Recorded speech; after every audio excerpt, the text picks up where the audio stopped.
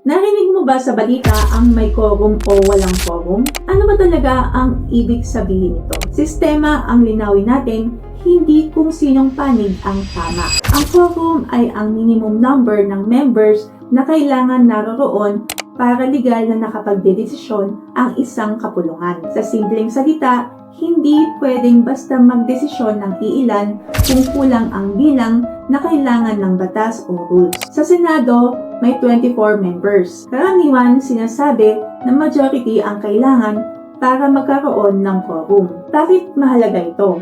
Kasi kung walang quorum, pwedeng questionin kung valid ba ang ginawa o desisyon ng kapulungan. Kaya minsan, nagiging malaking issue kung sino ang dadalo, sino ang aalis, at kung sapat ba ang bilang. Hindi ito simpleng attendance lang. Usapin ito ng legalidad ng proseso. At kapag proseso ang pinag-uusapan, mahalaga ito dahil dito nakasalalay kung valid ba ang desisyon. Kaya kapag naririnig mo ang salitang quorum, ang tanong hindi lang sino ang dumalo. Mas mahalagang tanong, sapat ba ang bilang para legal na makakilos ang institusyon? Kapag naintindihan mo ang quorum, mas naiintindihan mo na hindi lahat ng gulo sa gobyerno ay drama. Minsan, usapin ito ng proseso at legalidad. Follow para gawing simple ang gobyerno. Comment, sistema, hindi panic. This is your nagmamahal, Lara Ventura.